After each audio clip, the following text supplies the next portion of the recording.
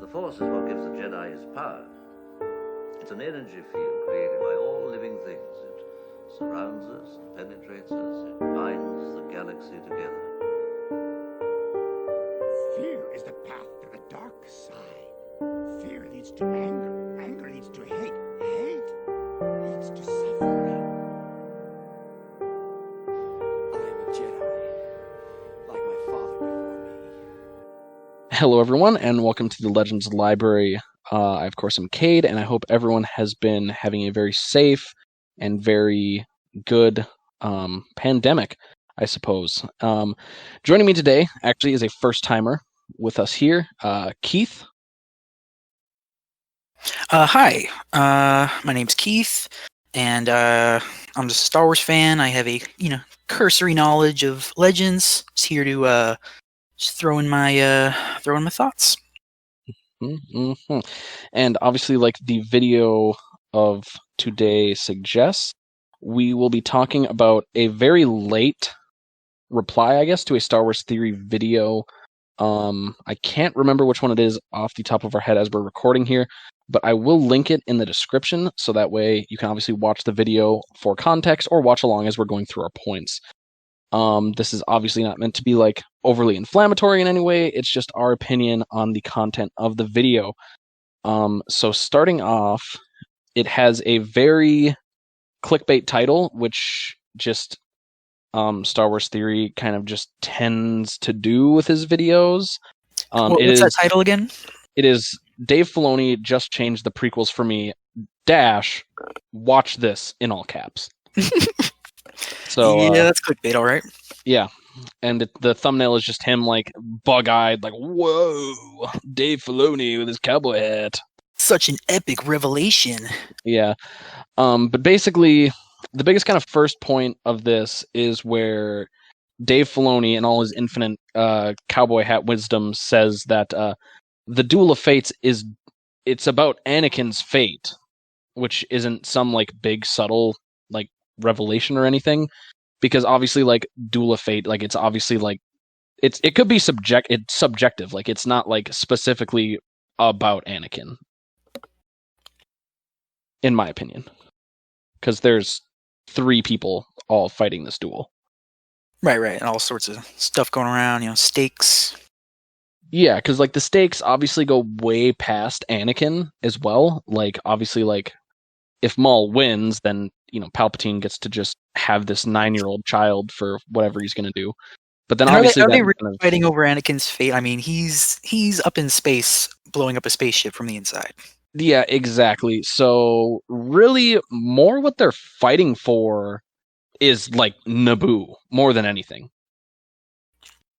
Because obviously, if Maul would have won, then he would have went up to the throne room and cut Padme in half. Yeah, probably. Tragedy.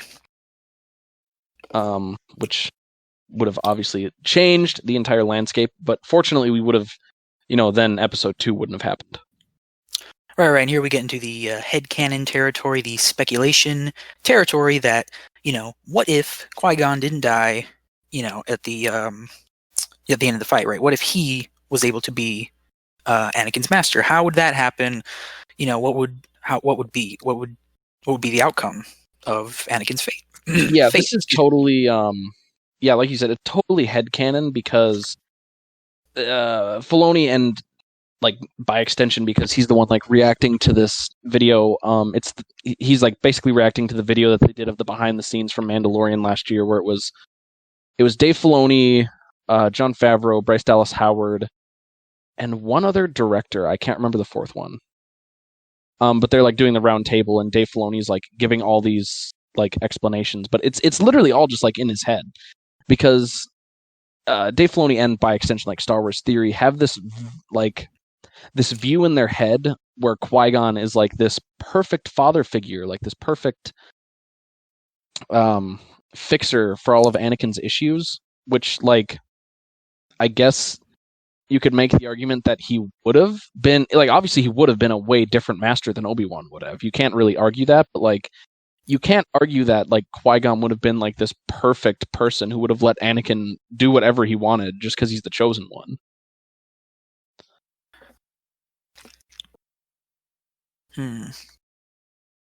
Because as obviously I have in our notes that they say that Star Wars theory says that Anakin was fatherly, or excuse me, that Qui-Gon was fatherly as opposed to masterly. But like they knew each other for like a few days, like counting like hyperspace travel and all that. So like it's not like he was a father. And in my opinion, he doesn't care as much about Anakin as like a person, Yeah. but more as like because like he's like, oh, the balance of the Force, chosen one angle. Like he's It the definitely doesn't prophesized take one. like a genius to analyze the Phantom Menace and see that the relationships and all that are very paper thin, very surface Yeah. level. Obi-Wan, one of the most important characters in the original trilogy, is just a cardboard cutout, right? That's what he gets reduced to. And Qui-Gon is, just he's just there. And Dave Filoni's kind of retroactively making him out to be this kind of, I guess, messianic figure to Anakin's messianic figure, right? Yeah. Yeah, well, and Qui-Gon was because the chosen one. He would have saved Anakin's fate or something.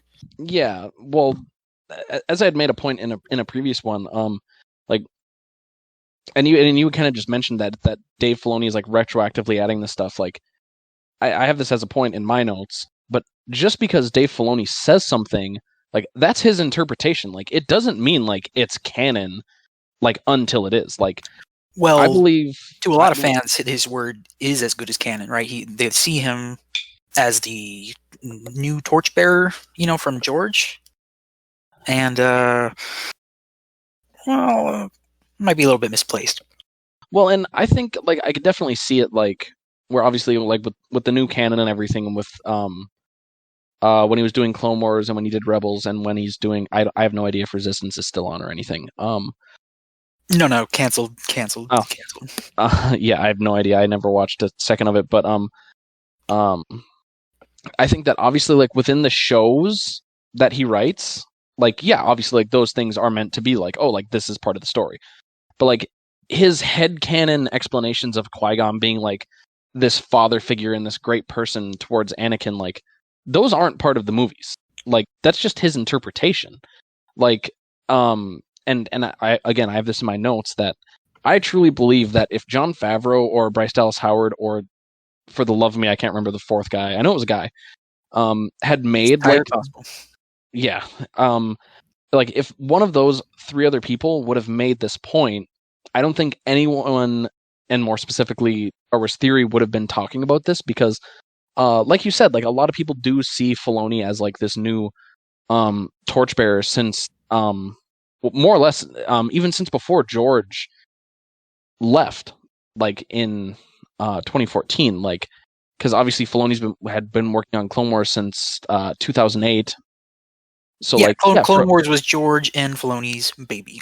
Well, George actually wasn't that involved. If you look into it, he's an executive producer, which basically means he just like okayed some ideas, but like he wasn't writing any of it. Right.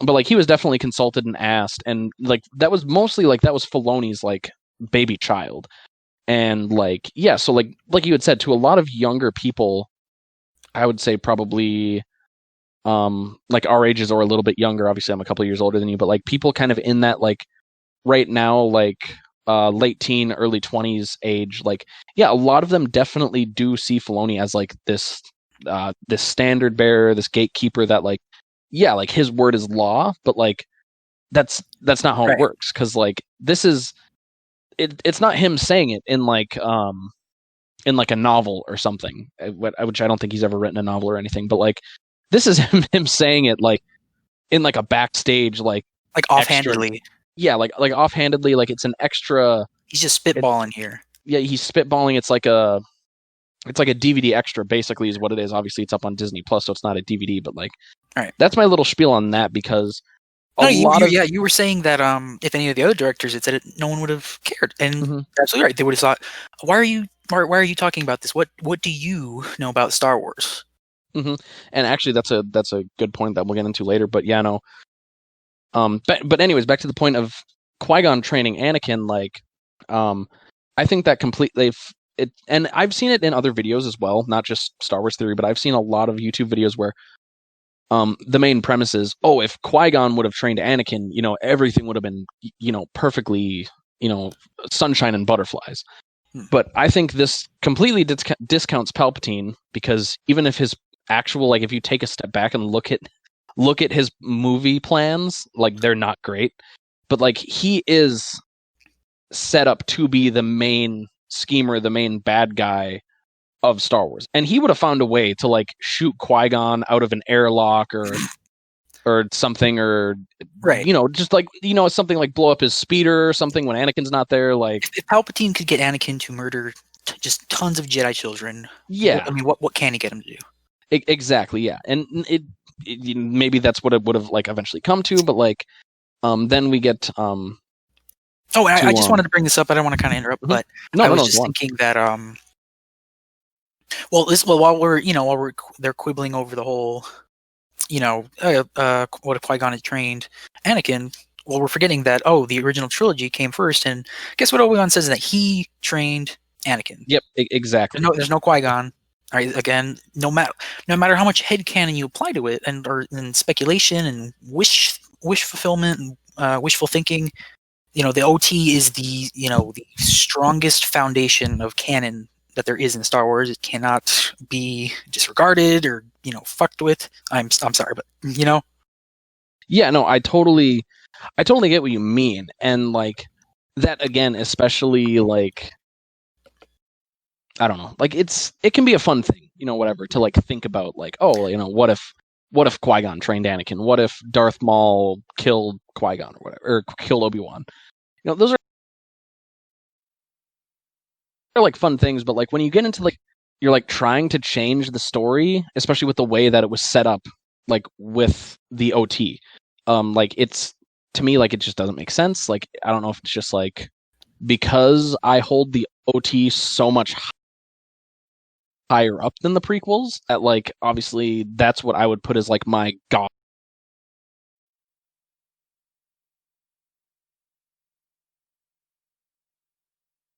gospel of Star Wars is like the OT, and the comics, talking about video games, everything. About headcanon and like retconning.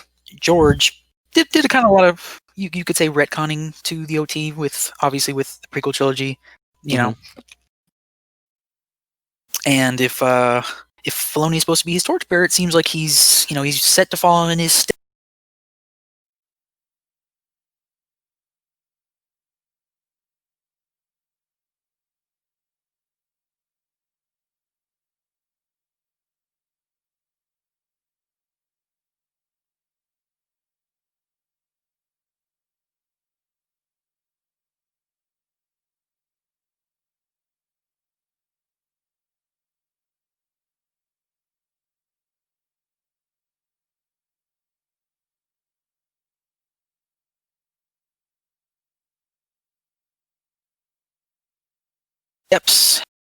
Says that headcanon, right? Like him and Qui-Gon are talking, and he says that, right? It's not. He doesn't say it too. I think it's over the comlink. I think it's when they just bring Anakin onto the ship after they escape from Maul, right?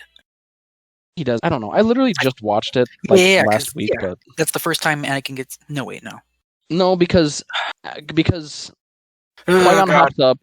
He's all winded from fighting Maul, and he says, Anakin Skywalker meet Obi-Wan Kenobi, and then Anakin's all hyped because he's like, "Whoa, you're a Jedi too!" With a really shitty haircut. You're right. It was over.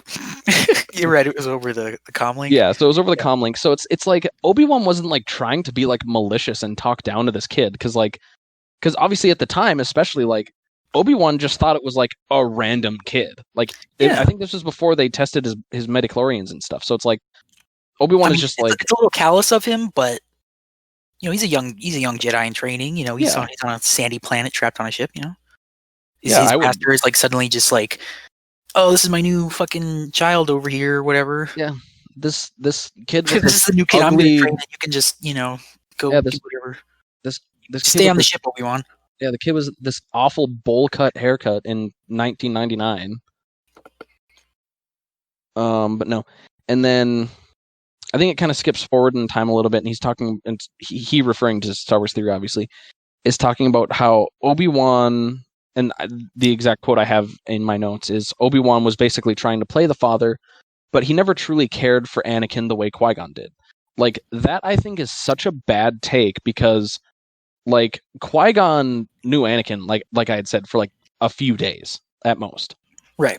So like it's not like they had this super deep intertwined relationship, like a father-son relationship, like he keeps making this out to be.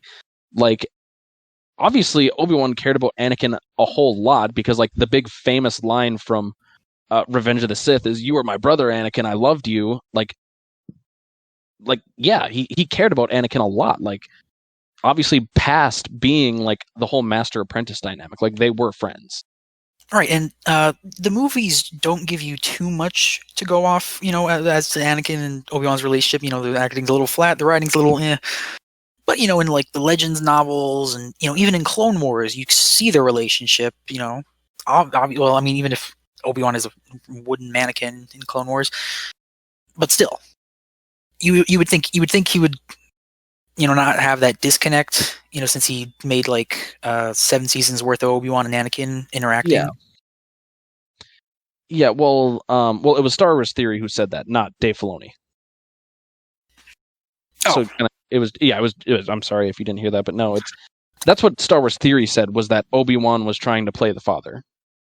But no, okay, I misspoke. But you're right, because like obviously the movies, they don't do a good job of showing it. Like Episode 3, they kind of like have a bit of back and forth, like a tiny little bit of banter, like, oh, this is just like on Cato Nemoidia. No, that doesn't count. Yeah, and that references a whole a book in Legends, that you could have read.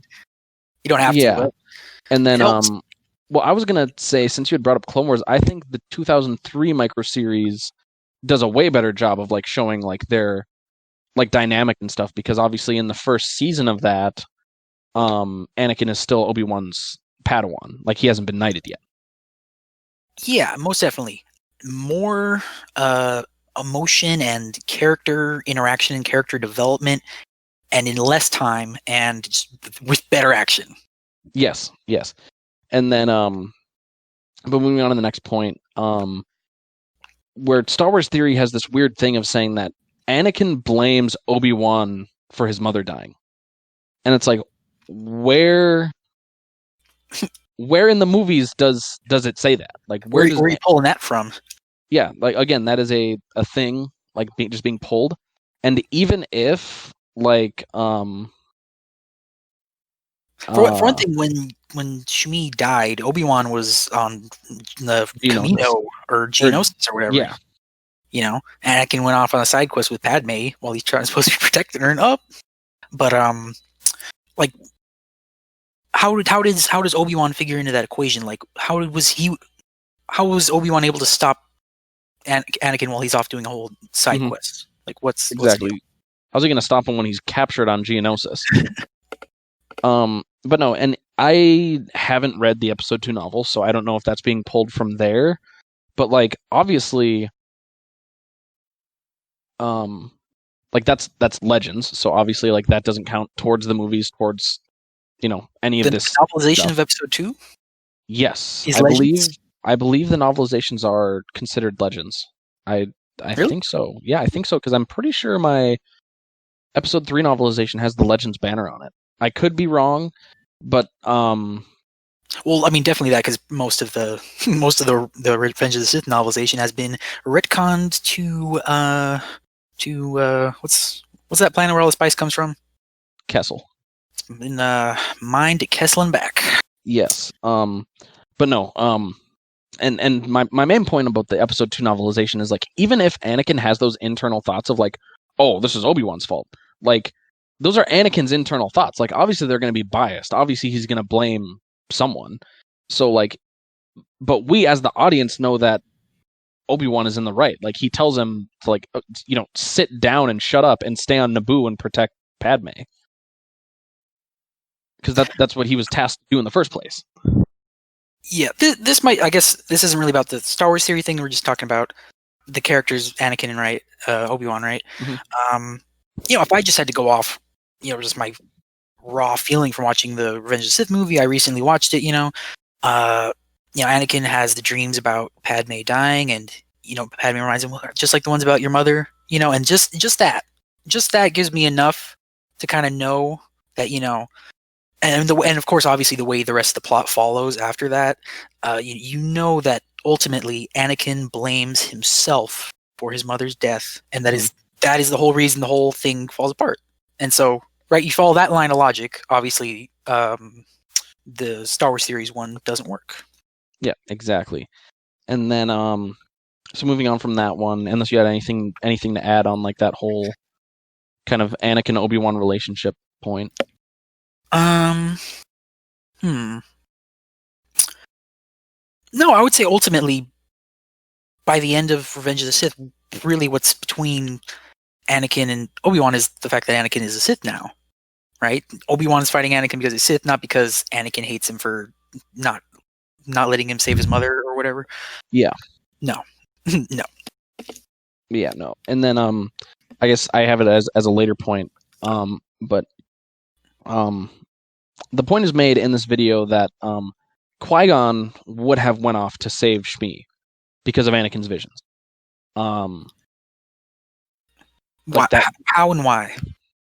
Right? Exactly. Like there is no point to like thinking that, because how that doesn't even make any sense. How would he have known about Shmi?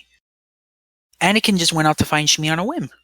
Yeah, exactly. But the whole point here is, again, going with the whole, Qui-Gon is perfect and infallible, is that if Qui-Gon was Anakin's master, he would have went off and helped Anakin save his mother.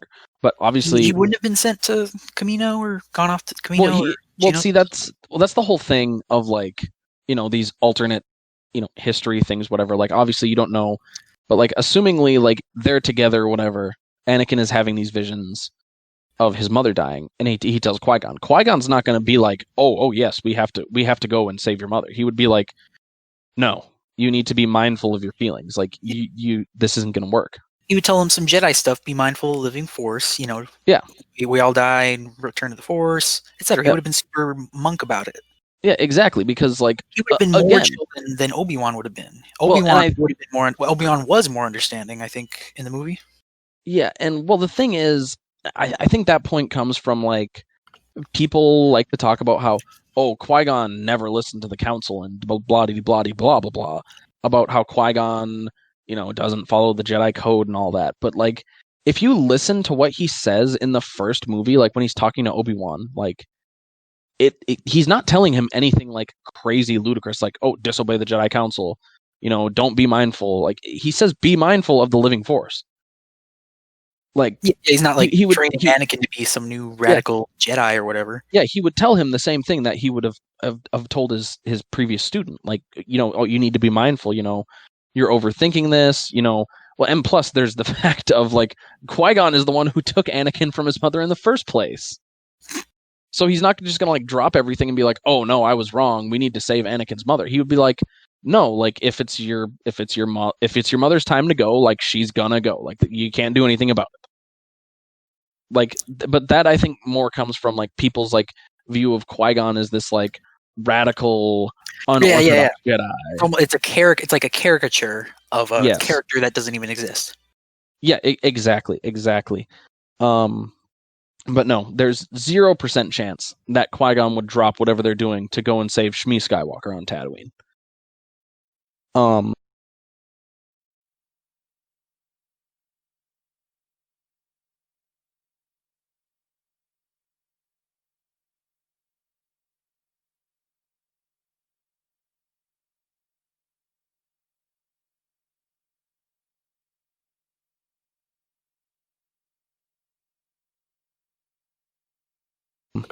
But which is pointless because Luke in the next movie proves that wrong. Why did he say that? What was that in reference to? In regards to Anakin falling, because then it leads into the next point of Vader saving Luke. I'm not sure what you're getting at. No, he had made a point, Star Wars theory, of because they start talking about the OT, right, and how Vader needs to save Luke. I don't know why he quotes that. You mean at the end of the at the end of Return of the Jedi. Right. Yeah. Because Dave Filoni brings up this point of and the exact quote I have written down is at that moment he realized he had to be Qui-Gon, obviously referring to Vader. And Filoni's saying this because he has this weird big connection of Qui-Gon in episode 1 and Vader and Anakin throughout you know the whole series. When right, obviously it's Star Wars there. ring theory. It's all connected. It's a circle wrapped around a sphere inside a cube. Yes, exactly. And but no, he has this quote of at that moment he realized he had to be Qui-Gon, referring to Vader. Absolutely makes no sense. Yeah, obviously because first of all, no, Vader is not thinking about Qui-Gon. He is thinking about his son being electrocuted by Palpatine. No, Kate.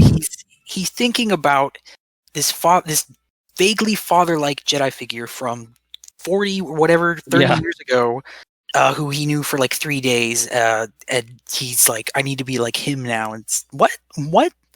Yeah, it doesn't make sense because, like, I've read the Return of the Jedi novel. He's not thinking about Qui-Gon because obviously, when Return of the Jedi came out, you know who didn't exist and probably was not even a inkling of a thought in George Lucas's demented brain? Qui-Gon Jinn. Oh, you're right. Sorry. No, Qui-Gon. Yeah. Well, neither. but no, Qui-Gon was never thought of probably until George was writing the stuff for Phantom Menace. When Vader was turning his head between Palpatine and Luke, he was thinking about Qui-Gon. Yeah, he was thinking of what would Qui-Gon do. But no, there's no media in that scene that he's ever thinking of Qui-Gon. He's thinking about his son because his son is being fried like a shrimp. Very obvious if you just watch the movies. Very obvious. Yeah, and then in the special editions, they even added in the nose. Which brings us the nose. Vader's looking back and forward while Palpatine's electrocuting Luke. And no. Oh no! God. No! No! Yeah. Amazing. It's all got to circle back around. Yeah. But no, which brings us to. But yeah, no, that is a just completely ludicrous point. By Filoni and Star Wars Theory that Vader is thinking of anything other than his son.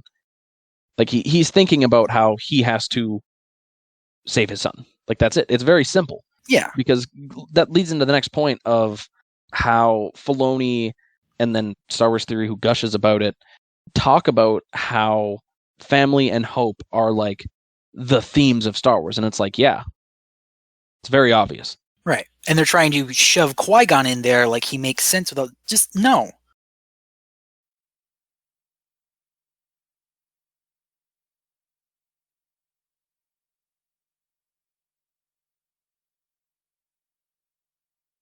Qui-Gon. Mm-hmm. Oh, in episode 3 when he's the first Force ghost ever. Well, first Force voice. But no, he was like a Force ghost. Like he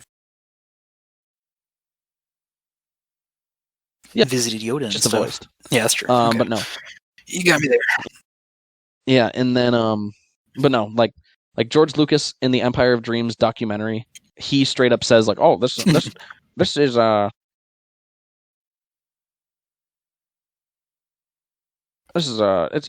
I may have gone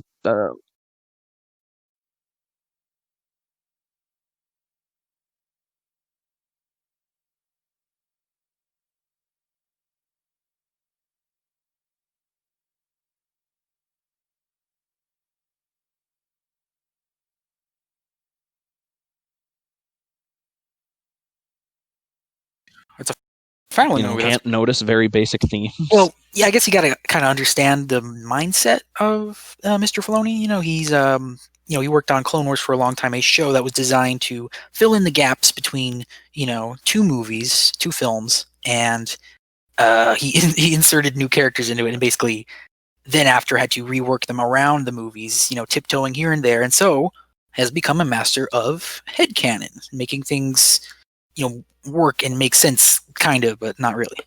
Yeah, and I think that obviously has like a big part to do with it. Which then Star Wars Theory points out and literally just says that Dave Filoni is, air quotes, the man. What makes Dave Filoni, air quotes, the man? I'm really not sure. Shoving Ahsoka into every other Star Wars thing? Yeah. Pretty soon she's going to be digitally inserted into the original movies. That way it can all make sense. Yeah, exactly. No, Dave Filoni is not the man. He's, as I said earlier, he's the man of the TV shows that he wrote. Like, what exactly is... I mean, he's definitely a competent director, definitely a competent writer. I like those... I think he directed a few episodes of Avatar. I like the episodes he directed, I remember. I like taking in the, like, I guess the most... I guess, I don't know if this is a good time to talk about it, the most recent Mandalorian episode? Or would you want to save that for the end?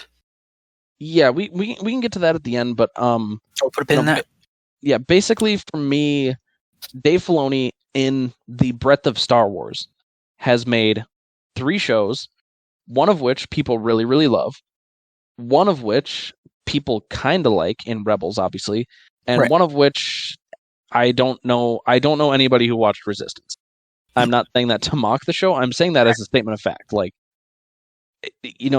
he's made 3 shows and directed a few episodes of The Mandalorian, and obviously he wrote whatever, the Clone Wars 2008 movie. Yeah. So he's not in charge of anything. He's not the lead writer of anything.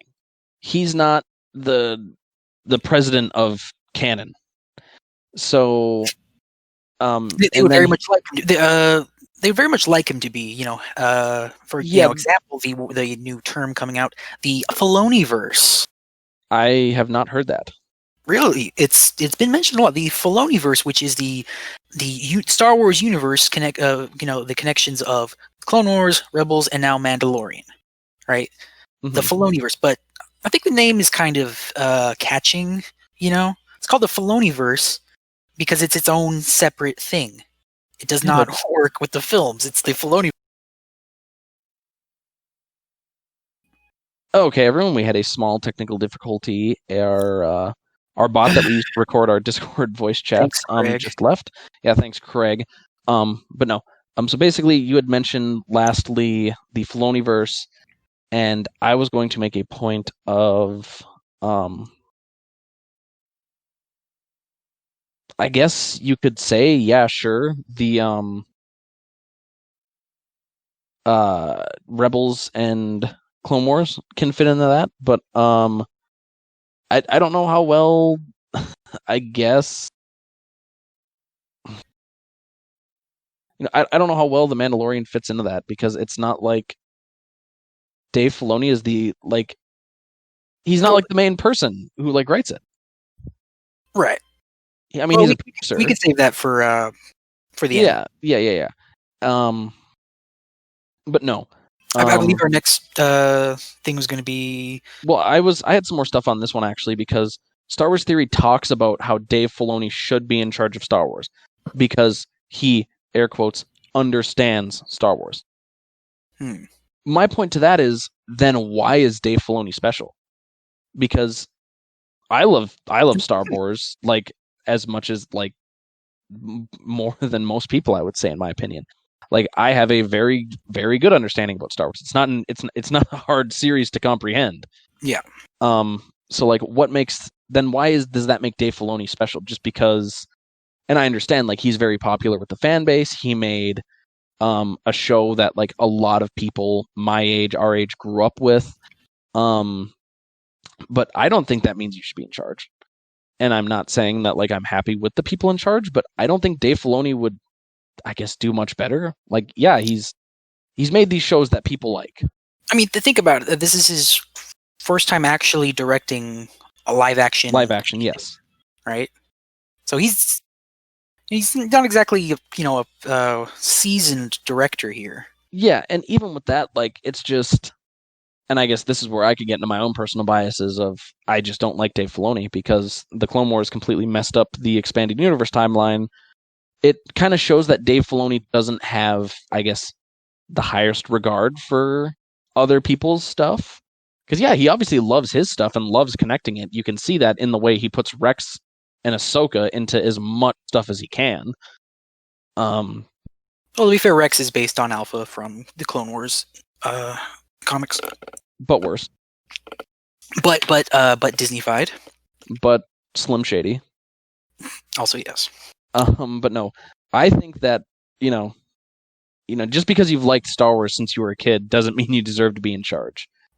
And then I also had to put in gag because Star Wars Theory uses the term true fan to describe Dave Filoni. Which, first of all, I think the term true fan probably gets thrown around way too much by people who I think Star Wars Theory would consider himself a true fan. He probably would.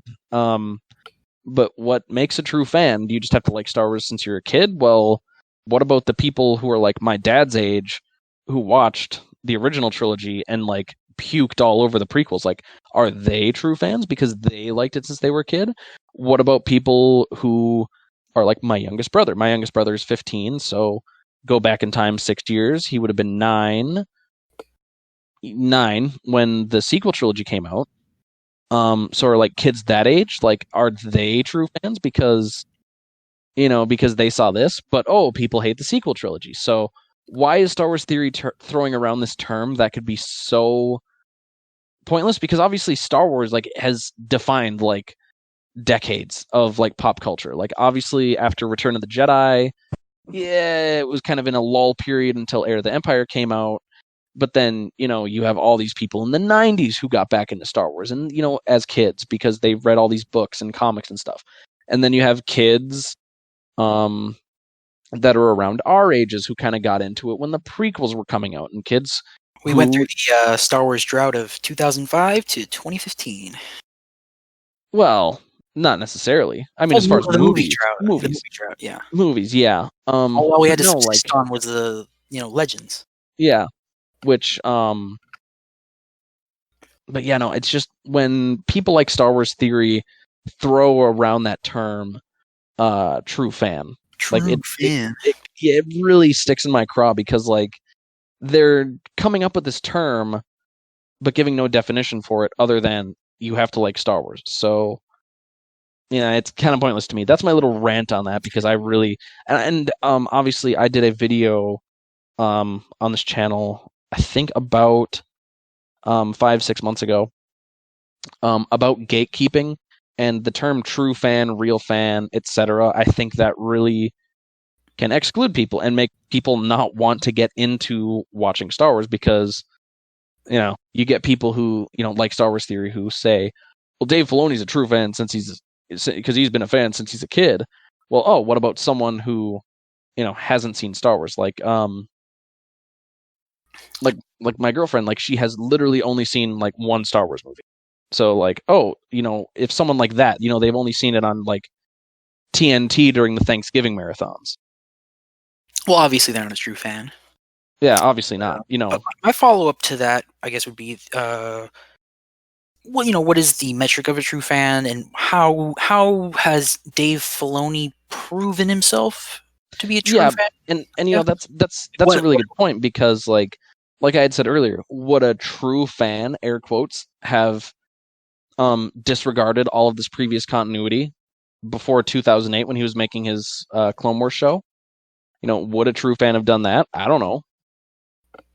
Because it's not for me to say. It's not for anyone to say who a fan of Star Wars is, let alone Star Wars Theory.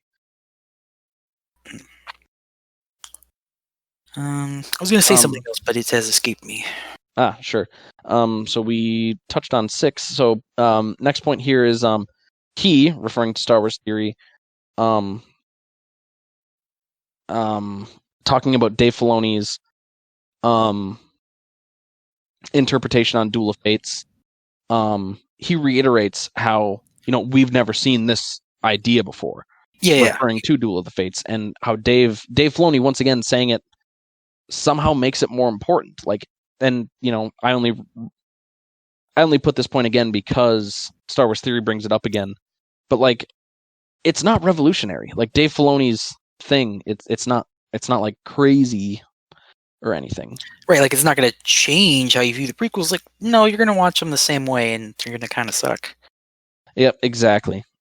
And then basically from this point on in the video, he kind of just continues to gush about Dave Filoni and go on and on about how he, great he is, basically. Which brings us to the final point here, and it's an open-ended question to the both of us, is that did Dave Filoni, through the Clone Wars, through this video, and I know it's been a while since either of us have watched the video, but has he changed and obviously to anyone watching, like in the comments, like feel free to leave a comment, like, but did Dave Filoni change your outlook on the prequels? Because for me personally, because I didn't watch the Clone Wars when it came out, and because like I never watched it all the way through, I think I was a sophomore in college before I had watched it the entire way through.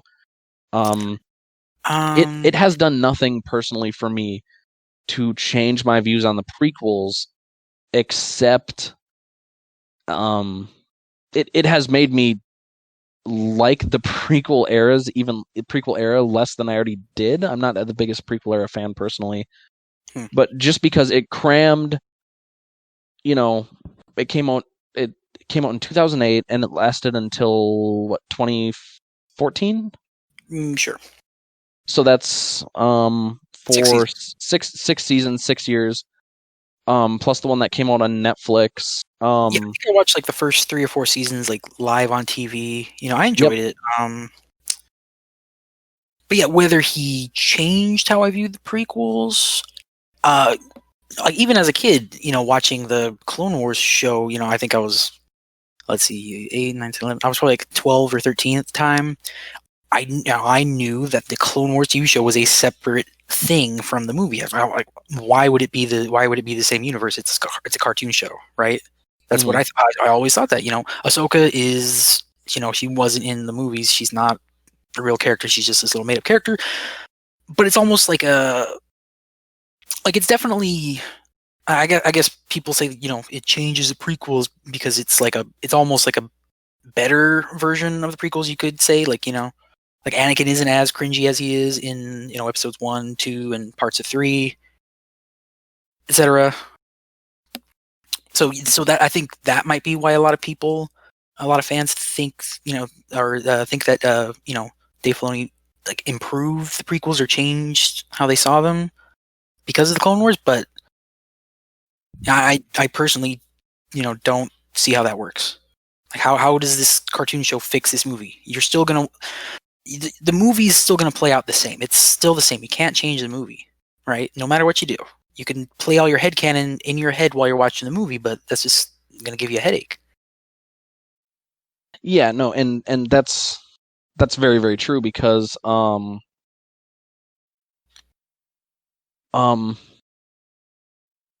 I was saying before you had started your point, it didn't change anything for me. Obviously, it didn't change your outlook on the prequels for you. And I think to your point, you had talked about how you, when you were 12, 13 years old, whatever, you knew that, or you felt that it was a different universe. Obviously, that's not how, Lucasfilm sees it or anything, because obviously, back when it came out, it was part of the expanded universe, even though it completely disregarded everything that came before it. And I think maybe even some stuff that was coming out concurrently with it, if I remember right. But obviously, like a lot of people who got into it, the Clone Wars, I don't think they ever, I guess, took that, I guess, to the next level, I guess, if you could call it that. I don't think I would, but that's the best way I could think of it. Like delving into legends and reading. Yeah, like I don't think they ever got into the expanded universe, because they had this show, and I don't know if I think there were some video games that came out about it. I'm not sure. I never played them.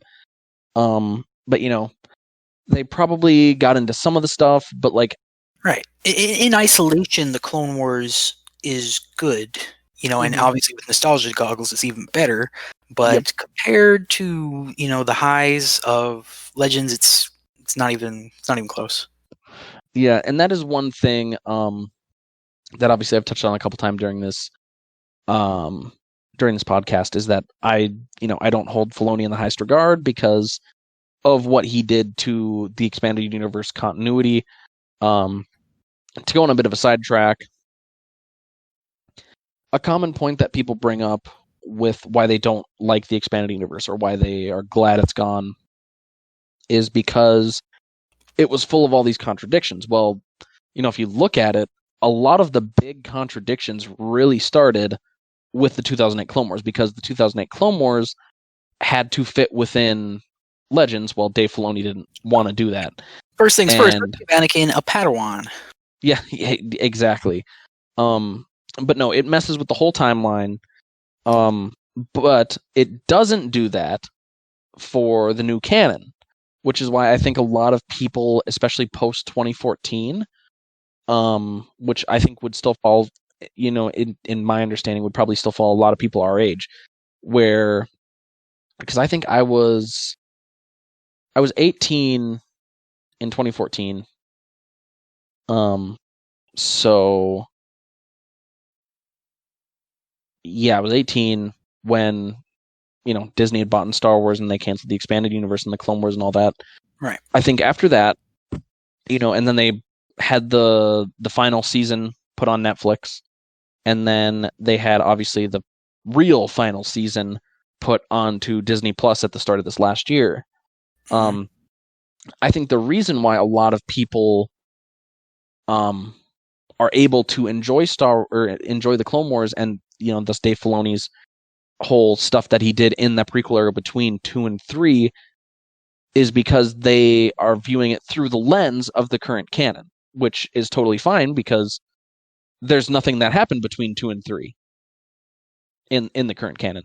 All that happened was 2008 Clone Wars, and I think there's some tie-in comics and books and stuff too. So, right, it very neatly fits into canon because first it was made canon, I believe, by George Lucas before Disney bought out Star Wars. Yep, and like I had said, the Clone Wars was always part of the expanded universe, the now Legends continuity, even though it didn't fit because of the whole hierarchy of canon, blah blah blah blah. We don't need to get into that.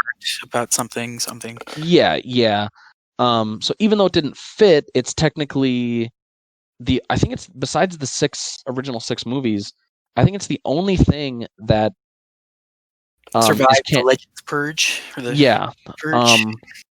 Like that's the only thing that made it through that was the Clone Wars, because obviously SWTOR is not actually canon. It just happens to be continuing.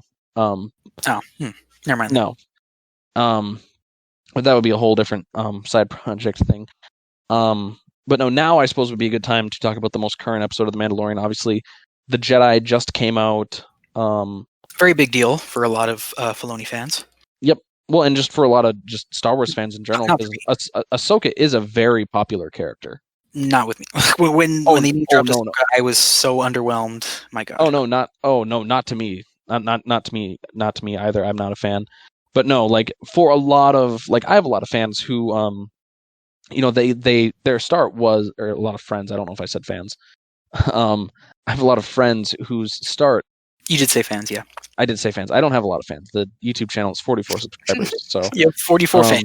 44 fans. But no, I was texting with my friend last week, about the episode, and he was super duper excited because, obviously he played all the Battlefront games and stuff when he was younger, but he wasn't a bookworm like I was, and neither was one of my other friends. So, I was kind of this monolith of the nerdy kid who read books on the baseball team. But we were going back and forth and talking about it, and he's like, "Oh my God, and Ahsoka was so cool," and it's that really made it click in my head. There are a ton of people who like Ahsoka and like the Clone Wars, and for them, it's a very big moment. But right. For me or you, it's oh, great, for anyone out of Ahsoka. Context, this is a very, very mediocre episode. Yeah. If you haven't seen it, I didn't think it was that great. I actually got up halfway normally with The Mandalorian, I really enjoy The Mandalorian for the most part. Like, yeah, there are a couple episodes that are duds, but that's any TV show. Right, it's a very well-made, Except Breaking Bad. well-directed, lots of practical effects and stuff. Yep. I mean, sure, the color palette tends to fluctuate between a gray or brown, brownish gray blob, and it's kind of depressing sometimes. But well made. But I would point to this episode as a grayish blob because that's what it is. The entire episode is colored gray. Yeah, and I also maybe that's Filoni hinting at Ahsoka's gray Jedi status or lack thereof Jedi status. Yeah. Even though she had a lightsaber and uses the Force, and she's a good guy. Yeah, but no. Yeah, I didn't think it was a great episode. I don't think it has helped that her head tendrils, like, they very obviously looked like foam. Oh yeah, it looked ripped. Yeah, I saw that. Yeah, which obviously, like, you kind of have to do because, like, if they would. Well, I guess since he directed the episode that is on Filoni, that's kind of, how did you not notice that? But yeah, I have no idea how it made it pass. I feel like that's more of a nitpick, but oh, that's definitely more of a nitpick. But, like, what can you do? Because, like, she has to be able to move around and use her lightsabers and stuff. So, like, it's not the biggest deal. There are cheesy effects in Star Wars. It happened.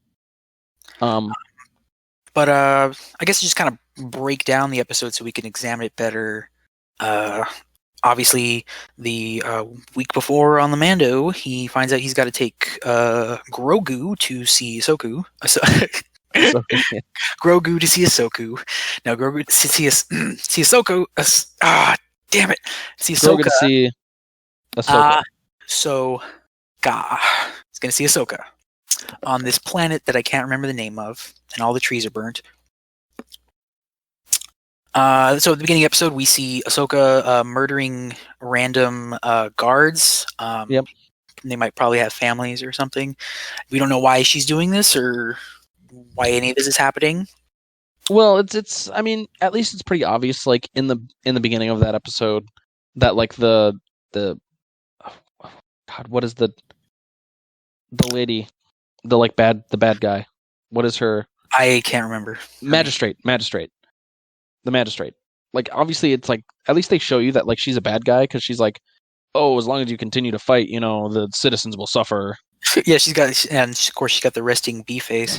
Yeah, definitely. And, but no, then Mando shows up, and, with Grogu, and I thought this scene was really not great, where he meets with the magistrate, because it's so, like, bad D&D.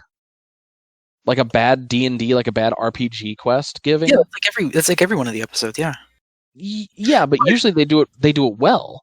And this one, it straight up seemed like I was watching it with my brother. We were sitting in our living room watching it, and I seriously was like, I said out loud, I'm like, this literally feels like a bad dungeon master wrote this, because like the magistrate is like, oh, if you kill Ahsoka Tano, I'll give you this pure Beskar spear, which she just happens to have.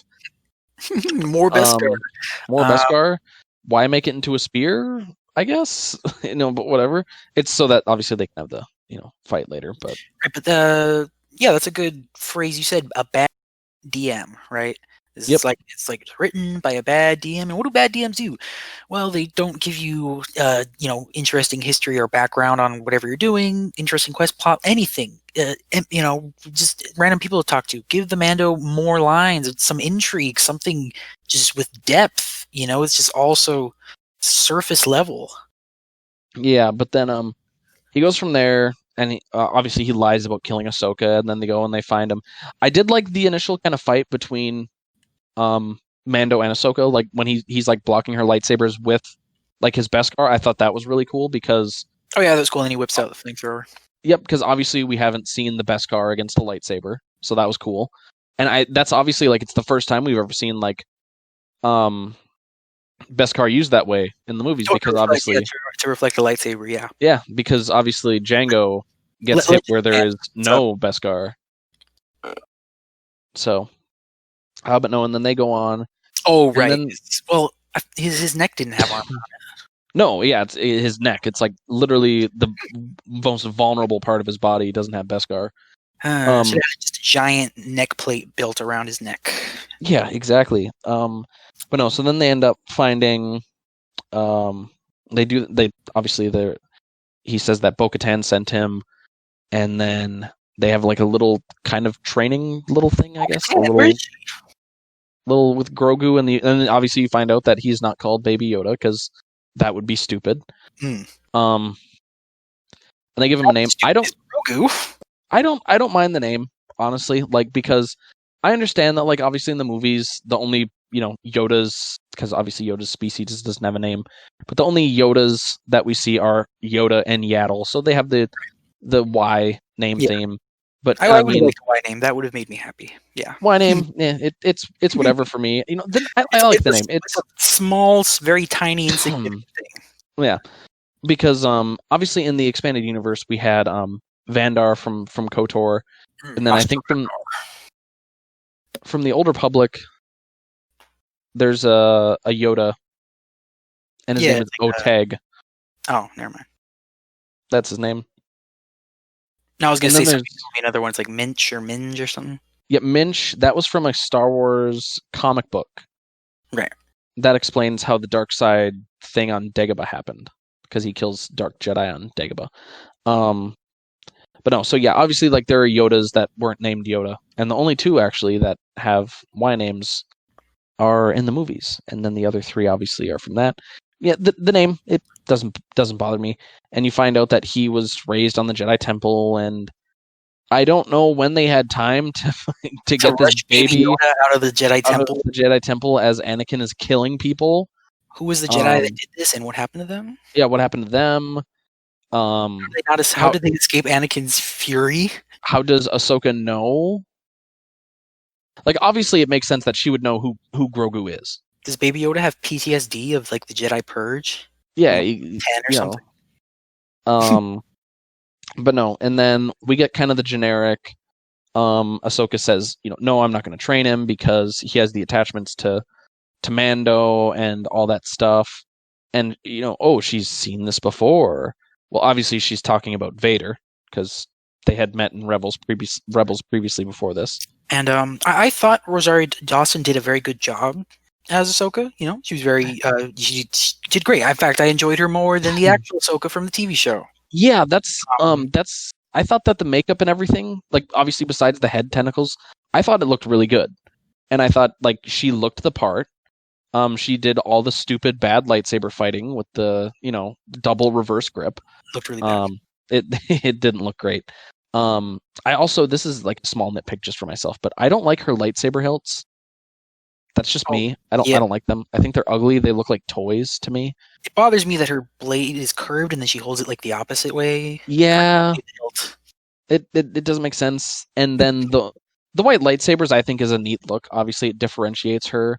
But then we get into the whole thing in canon with lightsaber crystals, and why do they change? Well, obviously hers are white because she killed some Inquisitor and unforced whatever his crystal.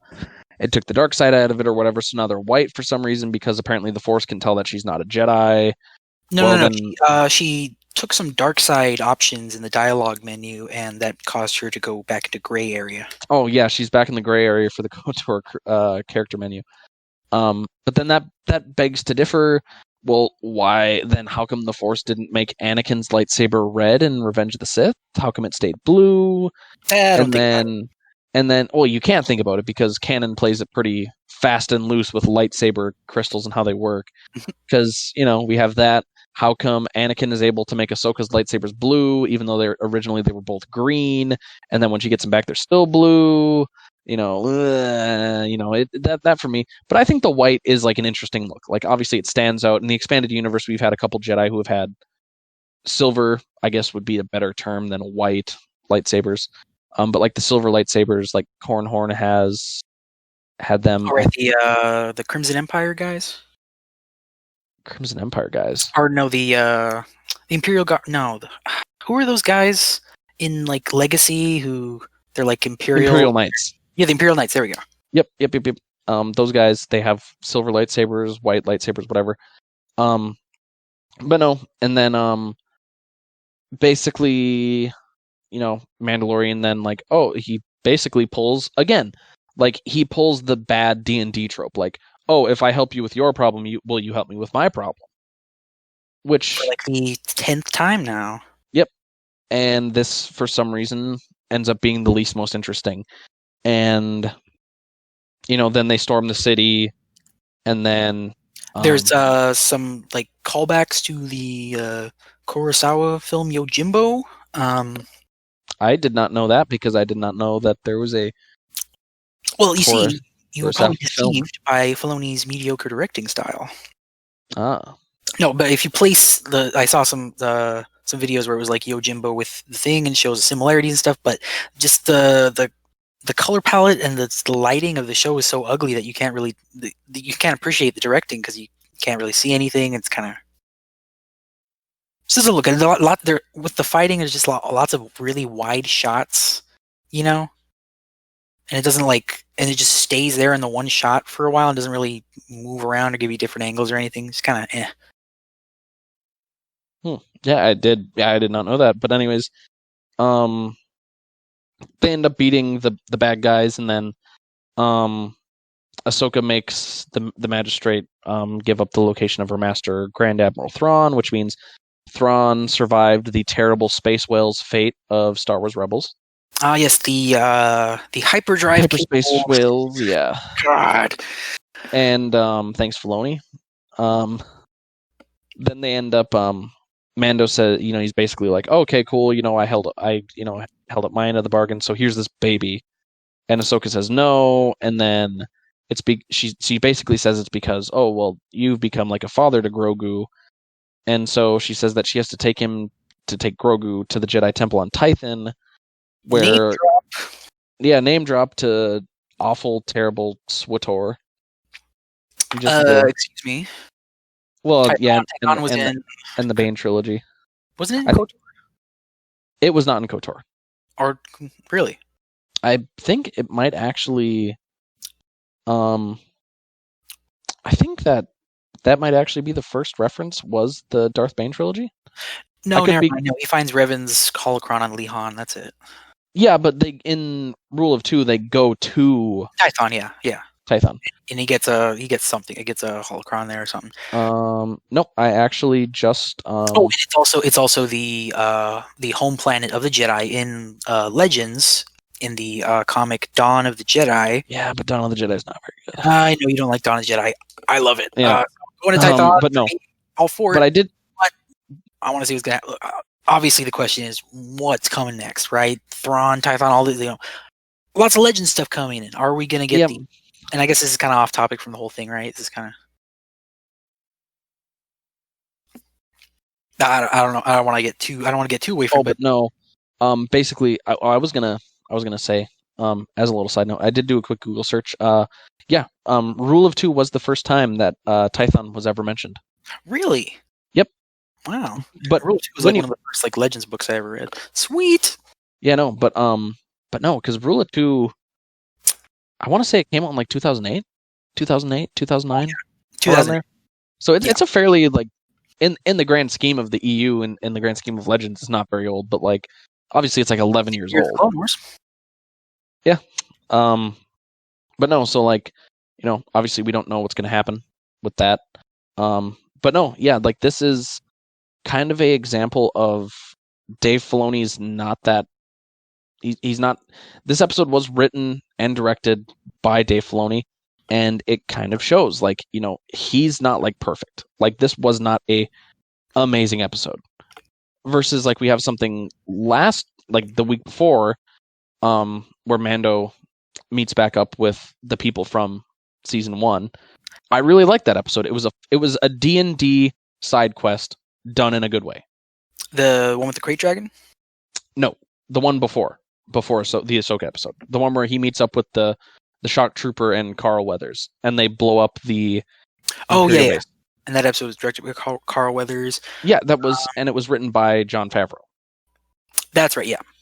So you kind of have this back-to-back thing where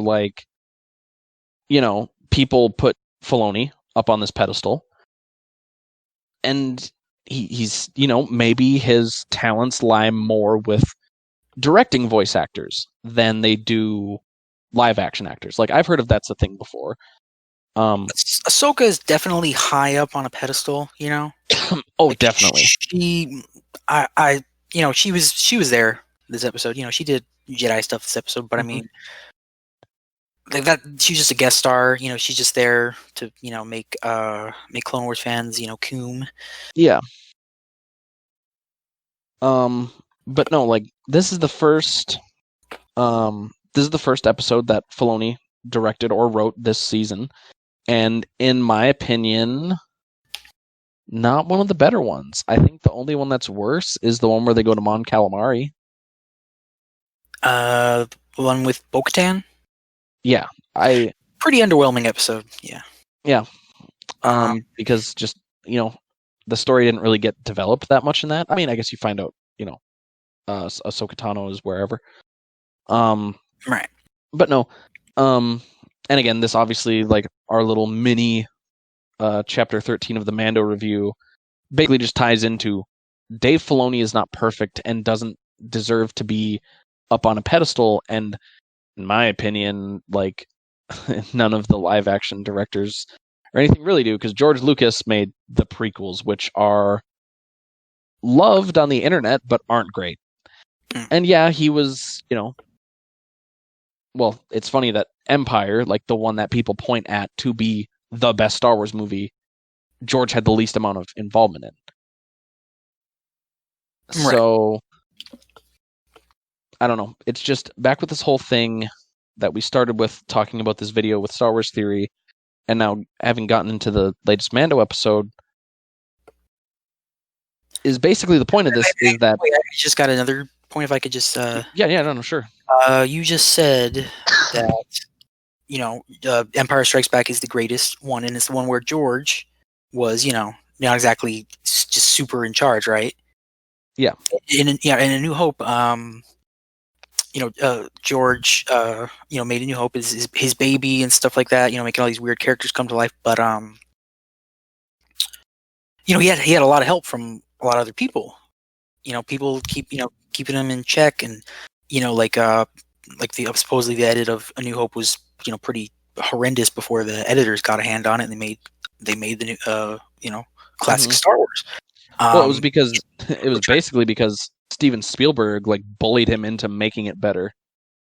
Really? Yeah.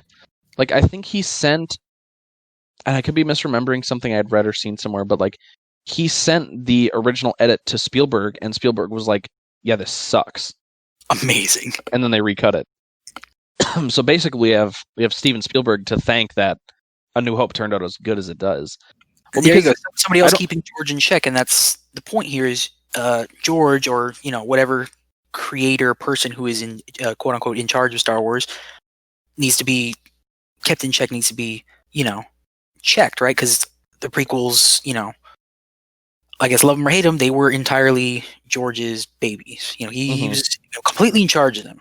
And so, if you think the prequels are bad, then maybe just placing all your faith on one person to save Star Wars isn't the best idea, right? Didn't we already go down this road? Yeah, and I think you're definitely right, because, I guess to go back to the not last week's but the week before's episode of Mandalorian, you kind of get that where like it's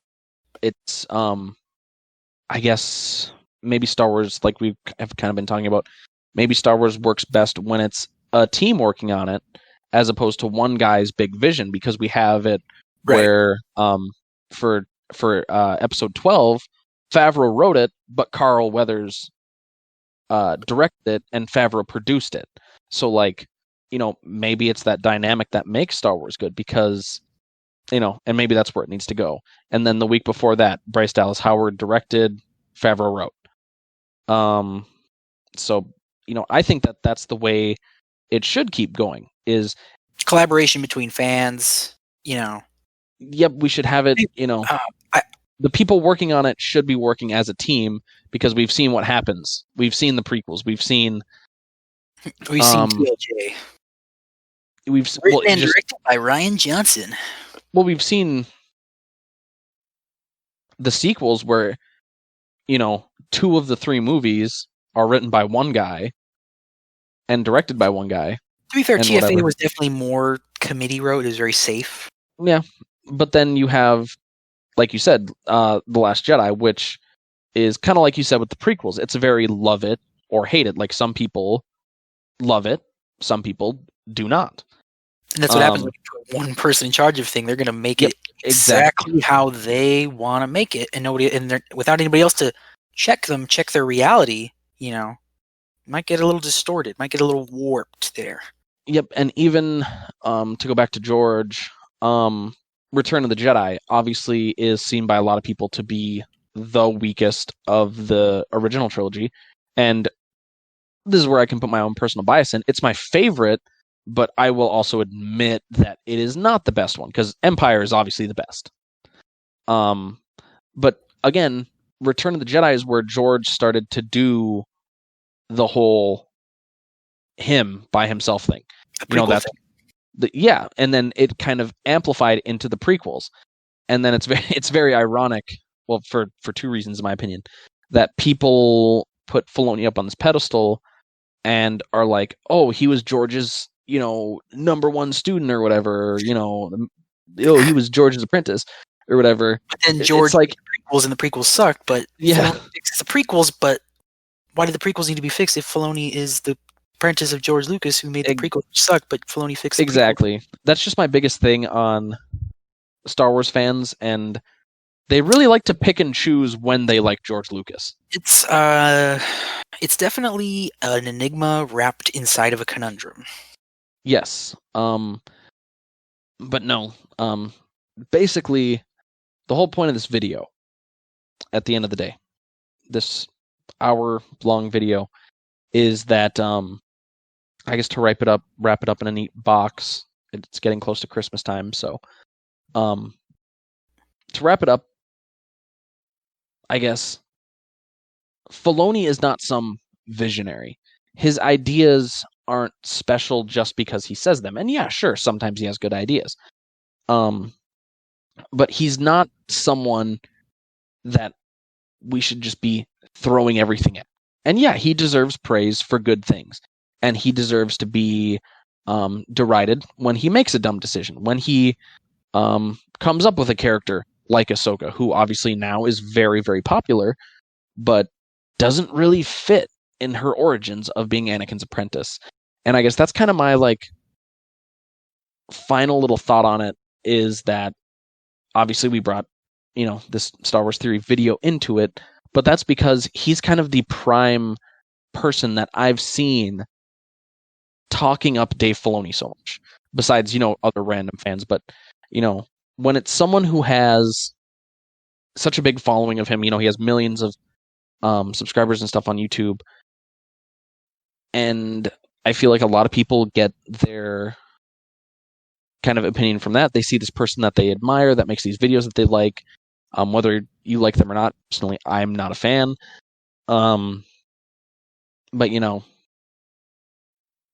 just basically what I'm trying to say is that Dave Filoni is as much a human as you or me, and right, his headcanon should not affect what has been established. Well, to bring it back around, I guess, to the true fan thing, right? And the whole, anybody could be a true fan, really, right? In Star Wars. Who like? I guess it's I guess in a word, fan fiction, right? Anybody can write fan fiction. Yeah, but there's a big line between fan fiction and then, fully considered and realized, lore building and storytelling. Yeah, no, I can definitely see that. And I guess that would be my final word as well. Awesome. Well, thank you guys, whoever is watching this video, for sitting with us through this, and obviously, leave your opinions on this, down below. It would be it's very fun to see other people's discourse on this and see their opinions, because I know that Filoni is a very loved person in Star Wars and all of that. So with that, guys, we will leave you. And obviously, we'll be seeing you hopefully very Yes. soon in the near future. And everyone stay safe out there and make sure to wear your masks and everything during this pandemic, and have a great night. Later.